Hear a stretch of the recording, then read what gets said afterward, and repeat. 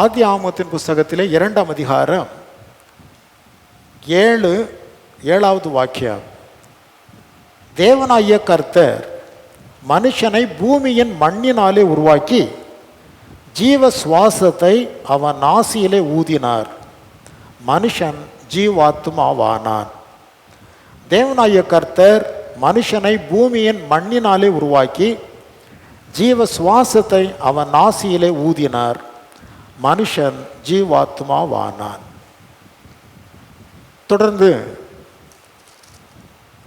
3ஆம் அதிகாரத்திலே 19வது வாக்கியத்தையும் நான் வாசிக்கலாம்.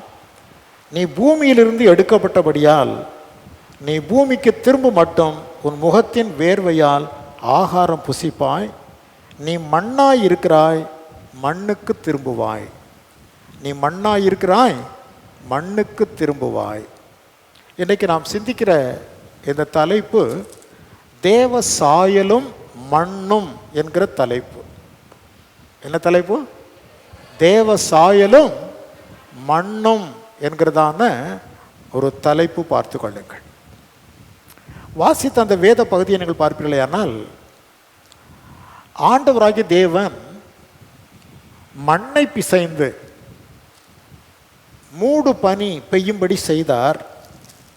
அந்த 2ஆம் அதிகாரத்தில் 6வது வசனம் அப்படி சொல்லப்பட்டிருக்கிறது. அப்பொழுது மூடு பனி பூமியிலிருந்து எழும்பி பூமியை எல்லாம் நனைத்தது. பனி எழும்பி பூமியை நனைத்தது. நனைத்த உடனே அந்த மண்ணை தேவன் பிசைந்து அதில் ஒரு மண் உருவத்தை அவர் செய்தார். அந்த மண் உருவத்தை அவர் செய்து அதில் தம்முடைய ஜீவ சுவாசத்தை ஊதினார். அந்த மண் உருவத்தில் தம்முடைய சாயலில் அதை உருவாக்கி அந்த நாசியிலே அவர் ஜீவ சுவாசத்தை ஊதின உடனே அவன் என்ன வானானா? ஜீவாத்மாவானான். அவன் ஜீவாத்மாவானான் என்று சொல்லி நாம் பார்க்கின்றோம். அந்த ஜீவாத்மா என்பது எப்படி இருந்ததா? 1ஆம் அதிகாரம் 26வது வசனத்திலே சொல்லப்பட்டிருக்கிறது. பின்பு தேவன் நமது சாயலாகவும் நமது ரூபத்தின் படியேயும் மனுஷனை உண்டாக்குவோமாக. தமது சாயலில் மனிதனை உண்டாக்கினார். அப்புறம் சொல்லப்பட்டிருக்கிறது, மிருகங்கள், ஆகாயத்து பறவைகள், மிருக ஜீவன்கள், பூமியின் மேல் ஊறும் சகல விதமான ஜந்துக்கள், இவைகள் எல்லாவற்றையும் தேவன் படைத்தார். ஆனால் ஒன்றையும் அவர் தமது சாயலில் உருவாக்கவில்லை. எல்லாம் அதற்குரிய சாயல். பாம்பு பாம்பினுடைய சாயல், சிங்கம் சிங்கத்தினுடைய சாயல், கரடி கரடியை போன்று, குரங்கு குரங்கை போன்று, இப்படி எல்லாம் அது இருக்கிற வண்ணமாகவே அவைகள் படைக்கப்பட்டது.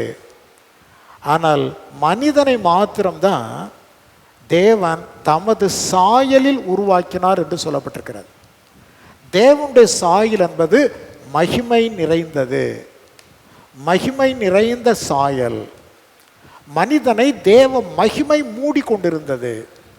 ஆகவேதான் ஆதாமும் ஏவாளும் நிர்வாணிகளாக இருந்தும் அவர்கள் நிர்வாணிகள் என்று அவர்களால் அறிந்து கொள்ள முடியவில்லை. ஏனென்றால் அவர்களை மகிமை மூடியிருந்தது. நம்மையெல்லாம் நம்முடைய ஆடை மூடி இருக்கிறது. அப்படித்தானா? நம்மையெல்லாம் எது மூடி இருக்கிறது? நாம் அணிந்து கொண்டிருக்கின்ற ஆடை நம்மை மூடி இருக்கிறது. ஆனால் மிருக ஜீவன்கள், ஜீவராசிகளை எல்லாம் அப்படிப்பட்ட ஆடை ஒன்று மூடவில்லை. அது எப்படி உருவாக்கப்பட்டதோ அப்படியே தான் இருக்கிறது. மனிதனை உருவாக்கின போது அவனை ஒரு ஆடை கொண்டு கர்த்தர் மறைக்கவில்லை, தமது மகிமையினால் மறைத்திருந்தார். அந்த மகிமை எப்படிப்பட்டது என்பதை நாம் நித்திய வாழ்விலே சென்றடையும் போது பார்ப்போம். அந்த மகிமை எப்படிப்பட்டது என்பதை நாம் நித்திய வாழ்விலே ஆண்டவரோடு உலாவி திரிகிற நேரத்திலே அந்த மகிமை எவ்விதமாய் நம்மை மூடிக்கொண்டிருந்தது என்பதை, ஆதாமை மூடிக்கொண்டிருந்தது என்பதை அன்றைக்கு நாம் அறிந்து கொள்வோம். அது பரியந்தம் நம்முடைய ஆடைகளினால் நம்மை மறைத்து கொண்டிருக்கின்றோம். ஏதேனிலே கர்த்தர் மனிதனை உருவாக்கின போது மகிமையினால் அவனை மூடியிருந்தார். அதற்கு பெயர் தேவ சாயல். எல்லாவற்றையும் தான் படைத்தார். எல்லா ஜீவனங்களையும் படைத்தார். ஆனால் மனிதனுக்கோ தேவனுடைய கண்களில் கிருபை கிடைத்தது. தேவனுடைய கிருபை அந்த மண்ணாகிய மனிதனை மகிமையினால் மூடிற்று. தேவனுடைய கிருபை மண்ணான மனிதனை என்ன செய்தது? மகிமையினால் மூடிவிட்டது. பார்த்து கொள்ளுங்கள். நாசியிலே சுவாசத்தை ஊதினார், அவன் தேவ சாயலை பெற்றுக்கொண்டான். அதுவரையிலும் மண்ணு, அதுவரையிலும் மண்ணாய்த்தான் பிசைந்து வைத்திருந்தார்.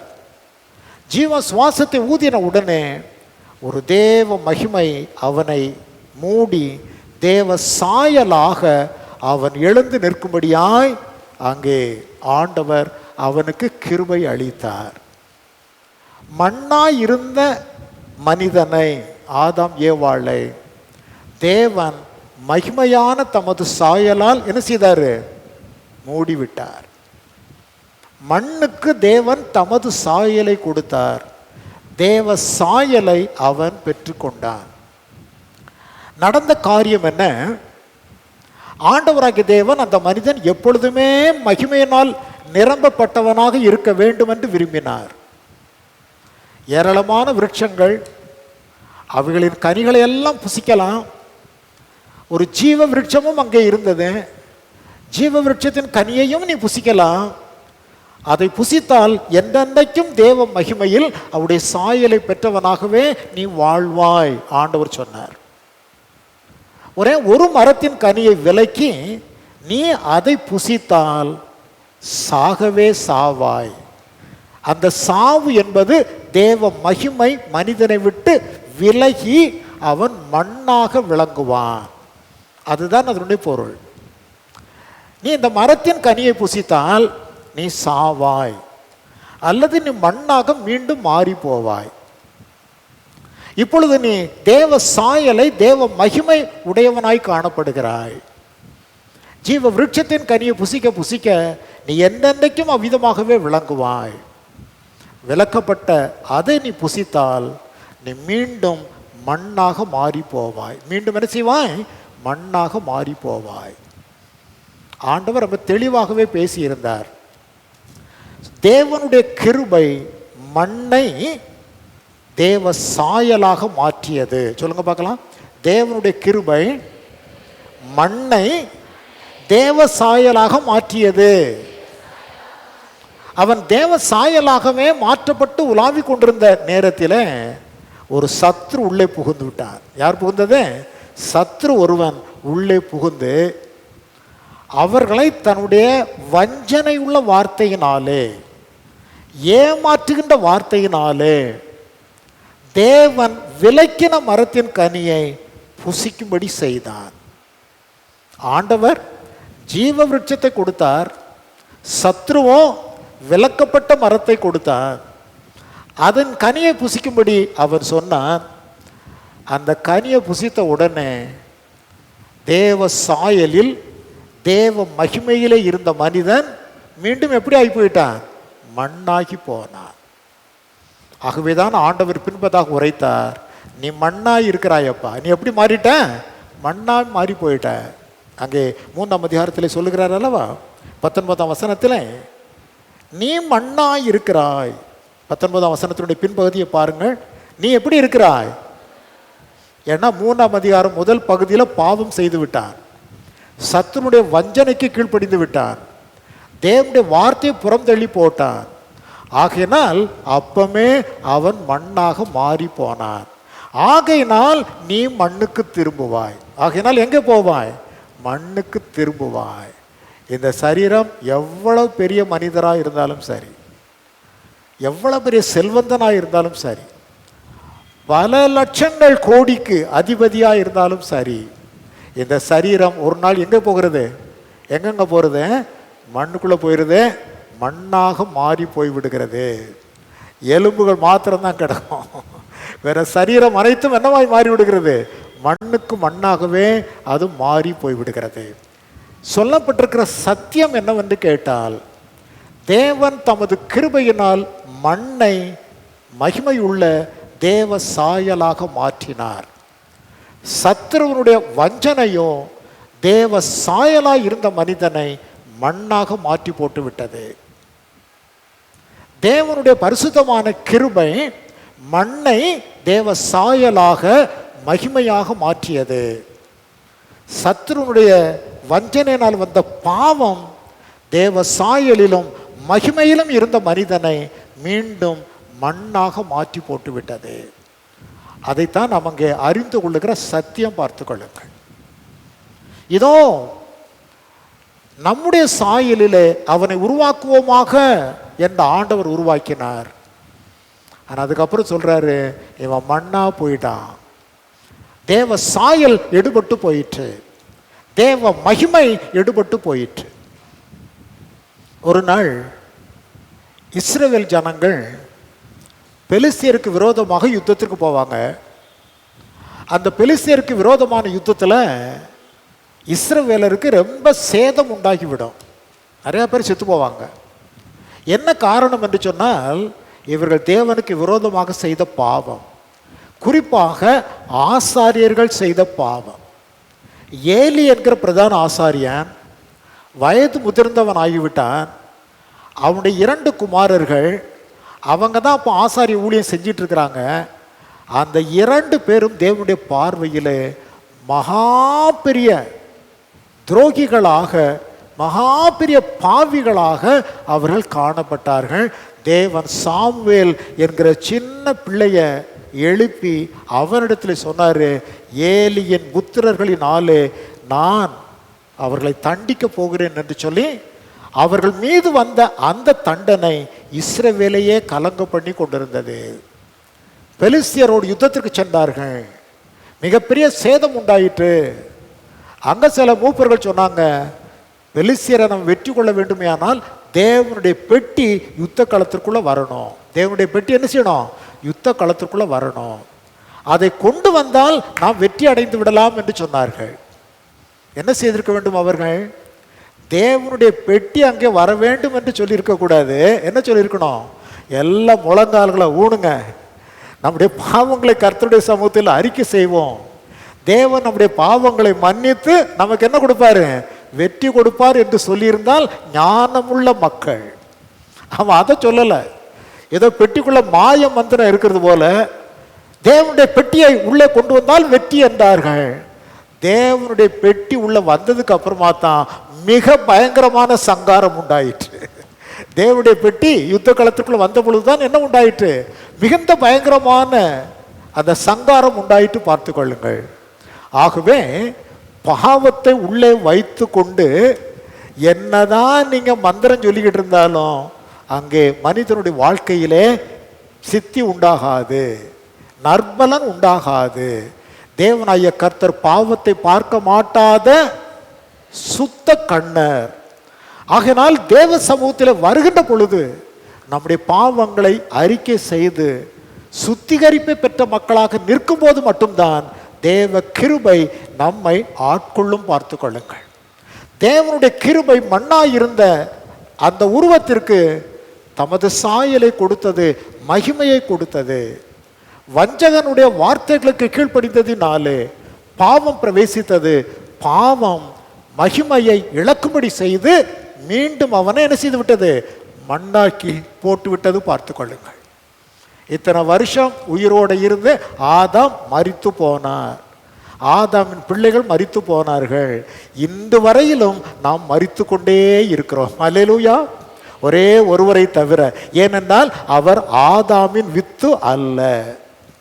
இயேசு கிறிஸ்து ஒருவர் தான் மீண்டும் உயிரோடு கூட எழும்பினார். மரணம் அவரை கட்டுப்படுத்தி வைத்திருக்க முடியவில்லை.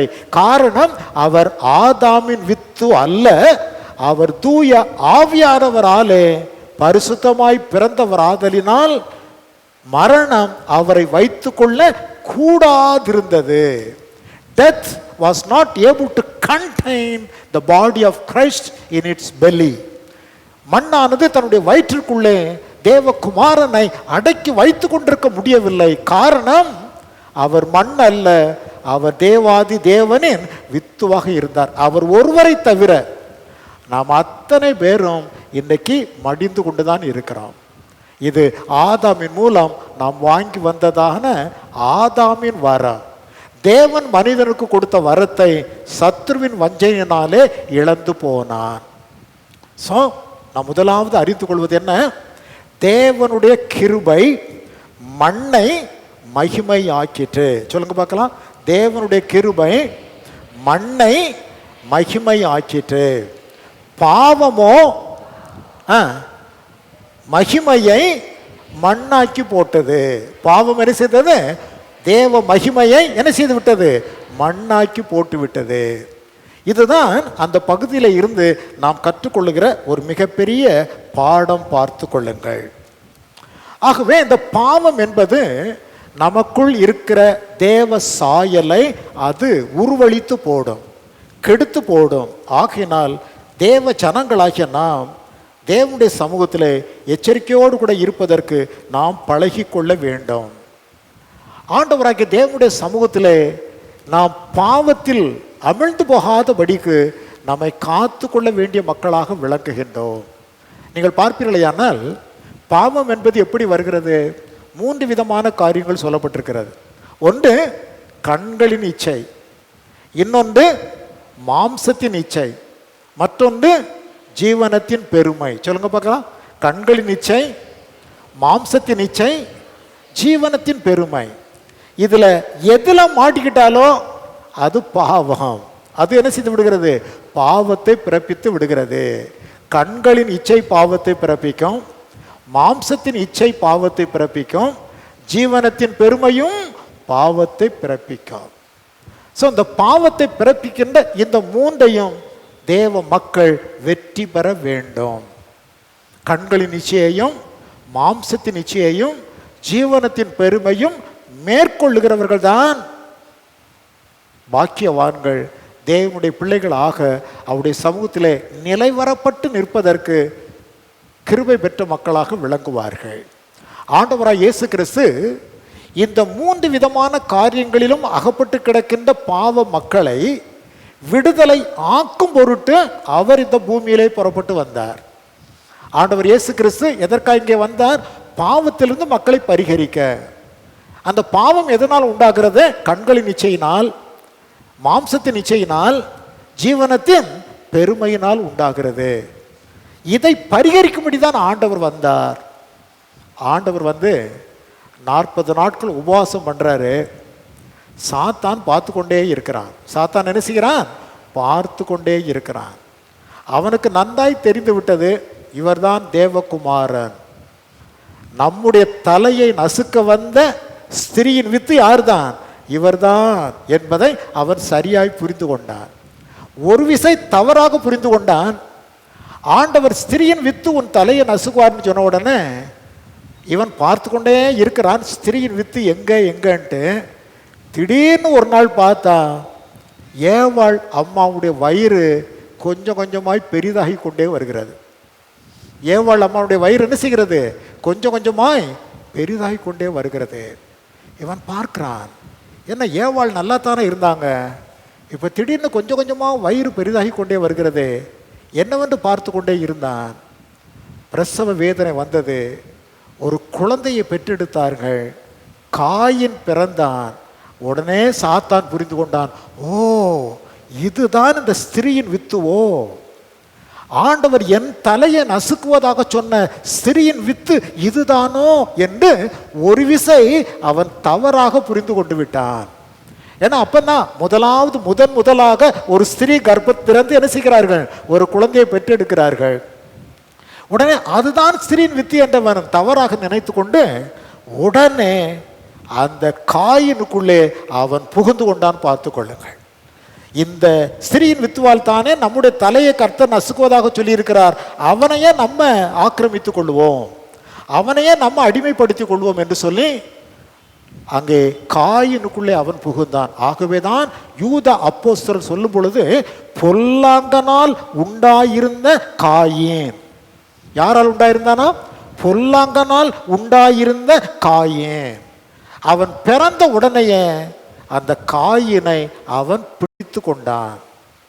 ஆபேல் கர்த்தருக்கு பிரியமாயிருந்தான், காயினோ சத்ருவுக்கு பிரியமாக அவனுடைய கரத்திலே அவன் அடிமைப்பட்டு கிடந்தான். ஆனால் காயின் மரித்து போனான். அவனால் இவனுடைய தலைக்கு எந்த ஆபத்தும் வரலை. அப்போதான் சாத்தான் புரிந்து கொண்டான், ஓஹோ நம்ம தப்பாக கணக்கு போட்டுட்டோம். நம்ம என்ன செய்துட்டோம்? தப்பாக கணக்கு போட்டுட்டோம். இந்த காயின் ஸ்திரீயின் வித்து இல்லை. அப்போ ஸ்திரீயின் வித்து என்பவர் இனிமேல் வரப்போகிறார், காத்து கொண்டே இருக்கிறார். அந்த ஸ்திரீயின் வித்து எப்பொழுது வரும் என்பதை அவன் எதிர்நோக்கி காத்து கொண்டே இருக்கிறான். மாதங்கள் ஓடுகிறது, வருஷங்கள் ஓடுகிறது, நூற்றாண்டுகள் ஓடுகிறது, 1000 ஆண்டுகள் ஓடிக்கொண்டிருக்கிறது. திடீர்னு ஒரு நாள் பார்த்தால் தேவதூதன் காபிரியேல் வானத்திலிருந்து இறங்கி வருகிறதை பிசாசு பார்க்கிறான். என்னது, திடீர்னு காபிரியேல் இறங்கி வர்றானே, அது ஒரு கன்னி பெண்ணுக்கு முன்னால் போய் நிற்கிறானே. அவனுக்கு ஒட்டு கேட்பது ரொம்ப ரொம்ப பிரியம். யாருக்குங்க ஒட்டு கேட்குற பழக்கம் இருந்தால் அவர்கள் யாருக்கு சொந்தக்காரங்க? யாருக்குங்க சொந்தக்காரங்க? பிசாசு சொந்தக்காரங்க. பிசாசு ஒட்டு கேட்பதில் பெரிய கில்லாடி பார்த்து கொள்ளுங்கள். பார்த்து கொண்டே இருக்கிறான். ஒரு கன்னி பெண்ணுக்கு முன்னாக காபிரியேல் போய் நிற்கிறார். ஸ்திரீகளுக்குள் ஆசீர்வதிக்கப்பட்டவரே வாழ்கங்கிறார். கிருபை பெற்றவரே வாழ்க, உம்முடைய கற்பத்தின் கனியும் ஆசீர்வதிக்கப்பட்டதே. என்னடா இது? ஒரு கன்னி ஸ்திரீ, இவள் புருஷனை அறியாதவள். ஆனா இவள்கிட்ட கர்ப்பத்தின் ஸ்திரீ, இந்த ஸ்திரீயினுடைய கர்ப்பத்திலிருந்து பிறக்க போகிறது ஆசீர்வதிக்கப்பட்டது என்று சொல்லப்படுகிறது. அப்போ இதுதான் அவர் சொன்ன அந்த மேசியாவாகிய கிறிஸ்து, நம்முடைய தலையை நசுக்க போகிற அந்த ஸ்திரீயின் வித்து இவர்தான் என்பதை கரெக்டா புரிந்து கொண்டான். பார்த்து கொள்ளுங்கள். காத்துக்கொண்டே இருக்கிறான். உடனே அவரை கொலை பண்ணுவதற்கு ஏரோதுவின் உள்ளத்துக்குள்ள போய் பிரவேசிக்கிறார். ஏரோதுவை போய் தூண்டுறான், நீ அந்த குழந்தைய கொண்டு போடு, நீ அந்த குழந்தைய என்ன செய்து விடு, கொண்டு போடு. ஸோ ஏரோது 2 வயதிற்குட்பட்ட பிள்ளைகளை பூரா, ஆண் பிள்ளைகளை பூரா கொலை செய்கிறான். ஆனால் அதிலே ஆவியானுடைய எச்சரிப்பை பெற்று, தூதனுடைய எச்சரிப்பை பெற்று குழந்தையை தூக்கி கொண்டு யார் போயிடுறா? யோசேப்பு எகிப்தை நோக்கி சென்று விடுகிறார். தப்பித்து விட்டார். சாத்தான் அதிலும் தோல்வி அடைந்து விட்டான். அவரை கொல்ல முடியலை. வளர்ந்து கொண்டே இருக்கின்றார். இப்போ ஞான ஸ்நானம் பெற்று ஊழியத்திற்கு வரல் ஆயிற்று. வனாந்திரத்திலே ஆண்டவர் 40 நாட்கள் உபவாசித்து கொண்டிருக்கின்றார். இந்த சமயத்தில் எப்படி ஆவது இயேசுவை என்ன செய்ய வேண்டும்? தட்டி விட வேண்டும், பாவத்திற்குள் விழச் செய்து விட வேண்டும் என்று கங்கணம் கட்டிக்கொண்டு ஆண்டவரிடத்திலே வருகிறார். வந்து முதலாவது சொல்றான், நீர் ஏன் பசியோடு கஷ்டப்பட வேண்டும்? நீர் தான் தேவனுடைய குமாரன் ஆயிட்டே, நீர்தான் தேவனுடைய குமாரன் ஆயிட்டே. இந்த கல்லுகளை அப்பமாக்கி சாப்பிட்றோம். இந்த கல்லுகளை என்ன செய்யும்? அப்பமாக்கி சாப்பிட்றோம். ஏன் பசியோடு இருக்க வேண்டும்? முதல்ல ஒரு மாம்சத்தின் இச்சையை கொண்டு வந்து அங்கே அவன் காண்பிக்கிறான். அந்த அப்பமாக கற்களை மாற்றி புசித்தால் ஆண்டவர் தேவனுக்கு விரோதமாக தனக்காக ஒரு அற்புதத்தை செய்தார் என்பது விளங்கிவிடும். அவர் மாம்சத்தின் இச்சைக்குள்ள மாட்ட வைத்து விடலாம் என்று சொல்லி கல்லை அப்பமாக்கி சாப்பிடலாமே. ஆண்டவர் தேவனுடைய வார்த்தையினாலே ஜெயித்தார். என்ன சொன்னாரு?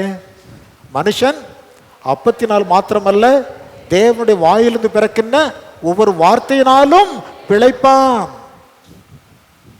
அவ்வளவுதான். அவன் அதில் மடங்கடிக்கப்பட்டு போனான். ஆண்டவரை மாம்சத்தின் இச்சையாகிய பாவத்திற்குள்ள என்ன செய்ய முடியல? தள்ள முடியல. 2வது கண்களின் இச்சை பார்த்து கொள்ளுங்கள். அந்த கண்களின் இச்சை அவன் மேலே கொண்டு ஒரு உப்பரிகை மேலே போய், ஒரு மலையின் மேலே போய் நிறுத்துறான். நிறுத்தி எல்லாவற்றையும் காண்பிக்கின்றான். அழகான பட்டணங்கள், அழகான சூழ்நிலைகள் எல்லாவற்றையும் காண்பித்து, ஒரே ஒரு தடவை என்னை நீ வணங்கி விட்டால் உனக்கு எல்லாம் சொந்தமாகிவிடும், உனக்கு எல்லாவற்றையும் நான் சொந்தமாக்கி தந்து விடுவேன், ஒரே ஒரு விசை என்னை வழங்கினால் போதும். கண்களின் இச்சையினாலே அவரை கீழ்ப்படுத்த நினைத்தான். ஆண்டவர் சொன்னாரு, என்ன சொன்னாரு? உன் தேவனாகிய கர்த்தரை மாத்திரம் என்ன செய்து கொள், பணிந்து கொள் என்று எழுதியிருக்கிறதே.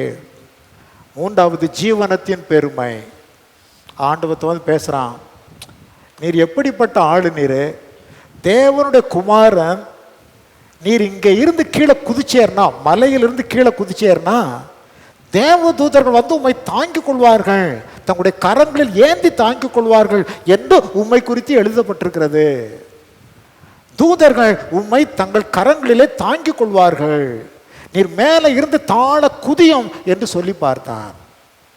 ஆண்டவராகிய தேவன் அவனை கடிந்து கொண்டார், வார்த்தையினாலே அவனை வெற்றி கொண்டார்.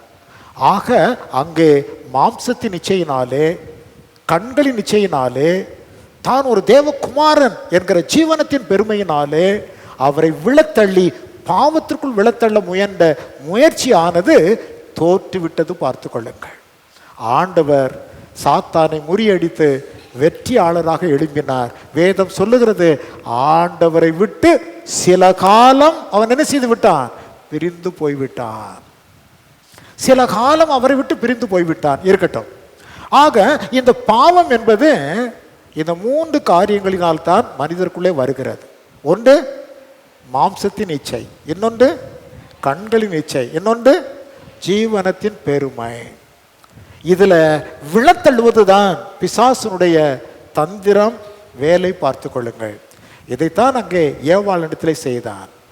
பார்ப்பதற்கு கண்களின் இச்சை ரொம்ப அழகான பழமாக இருக்குத, அதை புசித்தால் தேவர்களைப் போல மாறிவிடலாம். ஜீவனத்தின் பெருமை, மாம்சத்தின் அந்த இச்சையை கொண்டு கொடுக்கிறான், பார்ப்பதற்கு அழகானது. கண்களின் இச்சையை கொடுக்கிறான், அது புசிப்பதற்கும் ஏற்றதாக காணப்படுகிறது என்று அவ்விதமாய் இச்சையின் மேலே இச்சை உண்டாக்கி ஆதாமையும் ஏவாளையும் வஞ்சித்து போட்டான். பார்த்து கொள்ளுங்கள். அதே ஃபார்முலாவை தான் ஆண்டவரிடத்தில் பிரயோகிக்கின்ற பொழுது அங்கே அவன் தோற்று விடுகிறான். ஸோ நாம் புரிந்து கொள்ள வேண்டிய காரியம் இதுதான்.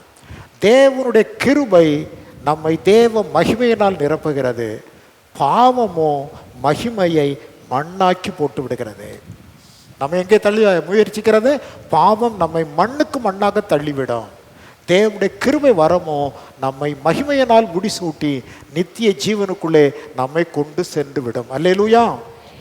2-3 உதாரணங்களை மாத்திரம் நான் உங்களுக்கு சொல்லிவிட்டு முடிக்க வேண்டும் என்று விரும்புகிறேன். முதலாவது உதாரணமாக தாவீதை பாருங்கள். தாவீதினுடைய வாழ்க்கையில் ஆண்டவர் அந்த மனிதனை உன்னதமான உயரத்திற்கு எடுத்து சென்று விட்டார். எப்படி?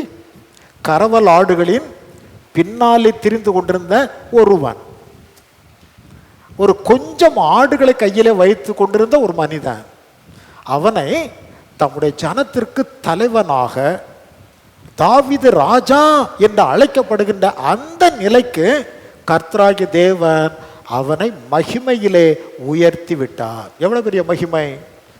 ஆடுகளை மேய்த்து கொண்டிருந்தவன், ஒரு 10-15 ஆடு இருந்திருக்கும். அண்ணன் கேட்குறான், இல்லை உன் துணிகரத்தை எனக்கு தெரியும், நீ யுத்தத்தையாக்கும் பார்க்க வந்திருக்கிற, நீ அந்த கொஞ்சம் ஆடுகளையும் யார் வசத்தில் விட்டு வந்தாய்? அதை விட்டுட்டு ஓடியாந்துட்டியா? நீ ரொம்ப சேட்டைக்காரன்னு எனக்கு தெரியும், யுத்தத்தை பார்க்க வந்திருக்கிறாய் என்று எலியா அவருடைய அண்ணன் அவனை கடிந்து கொள்ளுகிறார்.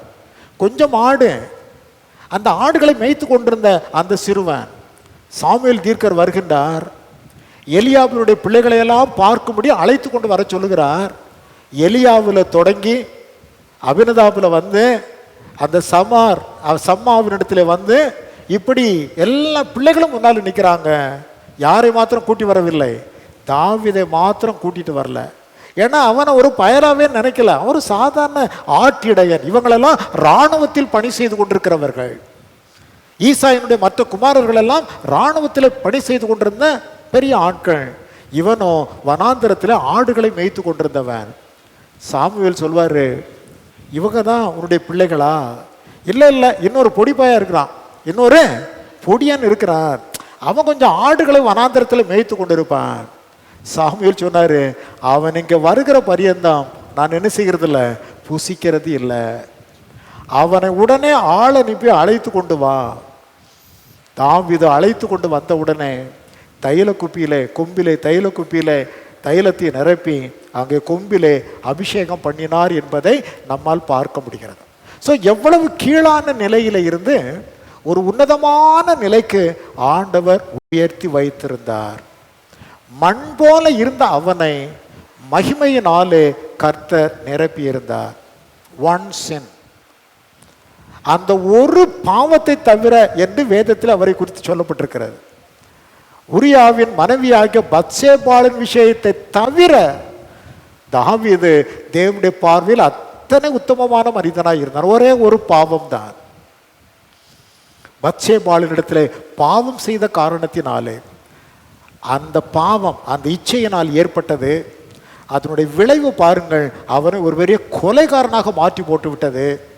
ஸோ அவனை மண்ணாக மாற்றி போட்டு விட்டது. தேவன் வைத்திருந்த மகிமை எங்கே?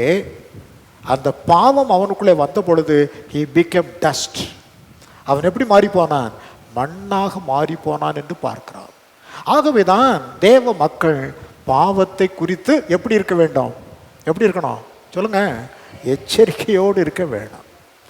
சத்ருவானவன் தனக்கு கொஞ்ச காலம் உண்டு என்பதினாலே எவனை விழுங்கலாமோ என்று சொல்லி கர்ஜிக்கிற சிங்கம் போல என்ன செய்யறானாம்?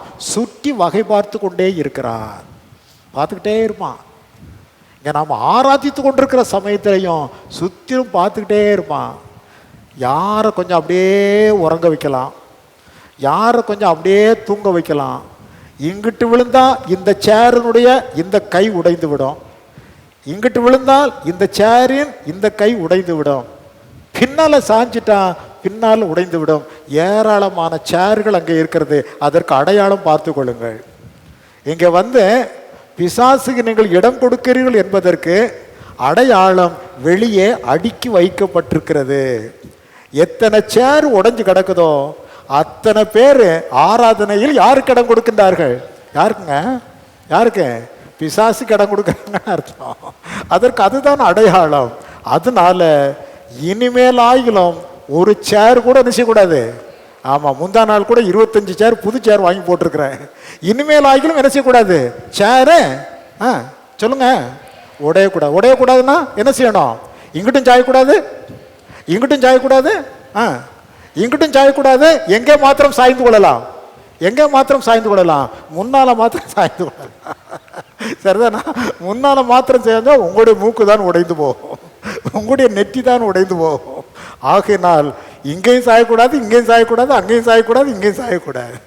எங்கே சாய வேணும்? கர்த்தருடைய வசனத்திற்கு நேராய் சாய வேண்டும். அல்லேலூயா. ஓகே, அவ்வளவு உயரத்திலே இருந்த அந்த மனிதன் பாருங்கள், ஒரு பாவத்தினாலே அவன் மண்ணுக்கு இரையாகி போனான். அதற்கு காரணம் கண்களின் இச்சை. கண்களின் இச்சை. ஒரு பெண் குளித்து கொண்டிருக்கிறாள். அது ஒரு கண்டோன்மெண்ட் ஏரியா. ராஜ அரண்மனையை சுற்றி தான் பெரிய பெரிய ஆஃபீஸர்ஸுடைய வீடுகளெல்லாம் இருக்கும். பெரிய பெரிய ஆஃபீஸர்ஸுடைய வீடுகளெல்லாம் இருக்கும். ஆகவே இந்த பத்சேபாளுடைய கணவன் ஒரு இராணுவ அதிகாரி, அவனுடைய தகப்பன் ஒரு இராணுவ அதிகாரி, அவளுடைய பாட்டனார் தாத்தா வந்து சீஃப் செக்ரட்டரி. அவர் தான் சீஃப் செக்ரட்டரியேட் டு கவர்மெண்ட். அங்கே அகித்தோப்பேல் தான் தாவீதுக்கு சீஃப் செக்ரட்டரி. ஸோ சீஃப் செக்ரட்டரியோட பேத்தியாள், ஒரு கமிஷன்ட் ஆஃபீஸருடைய மகள், ஒரு ஜூனியர் மிலிட்ரி ஆஃபீஸருடைய மனைவி. அதனால அவங்க வீடு பக்கத்திலே இருக்கு, அரண்மனைக்கு பக்கத்திலே இருக்கு. அங்கே மேலே தாவீது அப்படியே தூங்கி எழுந்துட்டு மேலே உலாத்திக்கிட்டே இருக்கிறாரு. அந்நேரம் பத்சேபாள் குளித்து கொண்டு இருக்கின்றாள். அங்கே அவனுடைய பார்வை போகிறது. The first look is always casual, but the second look is always sinful. புரிந்து கொள்ளலாம். முதலாவது பார்ப்பது தற்செயலானது, பாவம் அதில் இல்லை. ஆனால் இரண்டாவது விசை பார்த்தால் அதில் என்ன இருக்கு? என்ன இருக்கு? பாவம் இருக்கிறது. நீங்கள் போறீங்க, ஒரு ஆபாசமான ஒரு போஸ்டர் இருக்கு, நீங்கள் போகும்போது பார்த்துடுறீங்க, பிரச்சனையே இல்லை. ஏன்னா போகும்போது கண்ணை மூடிட்டா போக முடியும்? கண்ணை மூடிட்டு போனால் கீழே விழுந்து செத்து போவோம். ஆகவே போஸ்டர் இருக்கு, ஆபாசமான போஸ்டர் தான், போகும்போது கண்ணிலே படுகிறது. ஓகே, ஒன்றும் ப்ராப்ளமே இல்லை, தட் இஸ் கேஷுவல். ஆனால் இங்கிட்டு போயிட்டு மறுபடி ஒரு தடவை திரும்பி பார்த்தீங்கன்னு வச்சுக்கோங்க, தட் இஸ் சின்ஃபுல் லுக். அதுக்கு பேர் தான் என்ன பேர்? பாவமுள்ள பார்வை. ஒரு பெண் வருகின்றாள், கேஷுவலாக பார்க்குறோம், நல்ல அழகான பெண்ணு தான், நோ ப்ராப்ளம், கேஷுவல். ஆனால் அங்கிட்டு போயிட்டு அப்படி பின் திரும்பி பார்த்தீர்கள் என்று வைத்துக் கொள்ளுங்கள், தட் இஸ் சின்ஃபுல். ஒரு ஆண் போகிறான், கவர்ச்சியாக இருக்கிறான், எதிரே வருகிறான், நோ ப்ராப்ளம் பார்க்கறதுல. ஆனால் பார்த்துட்டு அவன் ரொம்ப அழகாக இருக்கிறானே என்று இப்படி திரும்பி பார்த்தீங்கன்னு வச்சுக்கோங்க, that is sinful. First look is always casual and the second look is sinful. முதலாவது பார்த்துட்டாரு, குளித்து கொண்டு இருக்கின்றால் அழகான பெண் தான், நோ ப்ராப்ளம், அவருடனே திரும்பி போயிருக்கணும். ஆனால் தாவீது மீண்டும் பார்த்தான், மீண்டும் பார்த்தார், மீண்டும் பார்த்தார். வேலைக்காரனை கூப்பிட்டாரு, அந்த பெண் யார் என்று விசாரித்தான். உரியாவின் மனைவி என்று சொன்னார்கள். அவளை எப்படி தன்னுடைய அரண்மனைக்கு கொண்டு வருதுன்னு பார்த்தான். இவையெல்லாம் அந்த செகண்ட் லுக்னால வந்த பின் விளைவுகள். முதலாவது பார்வையில் பாவம் இல்லை, இரண்டாவது விசை பார்க்க ஆரம்பித்து விட்டால் பாவம் உருவாகி கொண்டே இருக்கும். அது உருவாகி கர்ப்பம் தரிக்கும். கர்ப்பம் தரித்தது பூரணமாகும் போது பிள்ளையை பெற்றெடுக்கும். அதுவும் பாவம், பார்த்து கொள்ளுங்கள். அதுதான் தாவீதுடைய வாழ்க்கையிலே நடைபெற்றது என்று பார்க்கிறோம். எவ்வளவு பெரிய மனிதன், எத்தனை பெரிய மகிமையாய் கர்த்தர் அவனை உயர்த்தி வைத்திருந்தார். அவர் சொல்லுவான், என் இருதயத்திற்கு ஏற்றவன். சவுலை பார்த்து சாமுவேல் சொல்லும் பொழுது, நீர் கர்த்தருடைய வார்த்தையை புறக்கணித்தீர், ஆகையினால் கர்த்தர் உம்மை புறக்கணித்தார், உம்முடைய ராஜ்யத்தை புறக்கணித்து விட்டார். கர்த்தர் தமது இருதயத்திற்கு ஏற்ற ஒரு மனிதனை உம்முடைய இடத்திலே ஏற்படுத்த போகிறார் என்று சொன்ன அளவிற்கு தாவீது கர்த்தருக்கு பிரியமான மனிதனாக இருந்தவர். 2 செகண்ட் தான் பிசாசு என்ன செய்து விட்டான், ஒற்றே அடி. மனிதரோடு அவனுக்கு 6000 வருட பழக்கம் இருக்கிறது. எத்தனை வருஷம்? 6000 வருஷமா மனிதர்களோடு பழகி கொண்டே இருக்கிறார். ஆகவே நம்முடைய மனதில் என்ன நினைக்கிறங்கிறத கூட அவன் யூகித்து கொள்ள முடியும். இவன் இதைத்தான் நினைச்சுக்கிட்டு இருக்கிறான், யூகித்து கொள்ளலாம், தெரியாது. ஆண்டவர் ஒருவர் தான் மனதை அறிகின்றவர். ஆனால் சாத்தான் யூகித்து கொள்வான். ஏன்னா 6000 வருஷம் மனிதர்களை பார்த்து கொண்டே இருக்கிறான். ஒரு இடத்துல உட்கார்ந்து ஒரு மனிதன் ஒன்றை சிந்தித்து கொண்டிருந்தால், ஓ நேற்றுவனுக்கு இது நடந்தது, காலையில் இது நடந்தது, அதனால இதைத்தான் சிந்தித்து கொண்டிருப்பான் என்று அவனால் யூகித்து கொள்ள முடியும். அந்த யூகித்து கொண்டு அந்த இடத்தில் அவனை அடிப்பதிலே சாத்தான் வல்லவன், பார்த்து கொள்ளுங்கள். தாவீதை பார்த்தான், பத்சேபாளை ஒரு விசை பார்த்தான், 2வது விசை பார்க்கிறான், 3வது விசை பார்க்கிறான், ஆளை கூப்பிட்டு விசாரிக்கிறான், அடித்து விட்டான், ஒரே அடி. அவன் பாவத்தில் விழுந்து தேவ மகிமையை இழந்து போனான். உன்னதமான மகிமையில் இருந்த மனிதன் எப்படி ஆகி போயிட்டான், மண்ணாகி போனான். கண்களின் இச்சை. 2வது நீங்க பார்ப்பீங்களானா, தேமா என்கிற ஒரு மனிதன் இருந்தான். தேமா, அவனை குறித்து கொலோசியர் 4:14, பிலமோன் 24 நாம் வாசிக்கின்ற பொழுது, அவன் அப்போஸ்தலரோடு இருந்த மனிதன் என்று அங்கே சொல்லப்பட்டிருக்கிறது. யாரோடு இருந்த மனிதன்? அப்போஸ்தலனாகிய பவுலோடு இருந்தவன். தேமா என்னோடு இருக்கிறான் என்று சொல்லப்பட்ட மனிதன், பார்த்து கொள்ளுங்கள். 2 இடத்துல அந்த தேமாவை குறித்து சாட்சி கொடுக்கிறார் அப்போஸ்தலனாகிய பவுல்.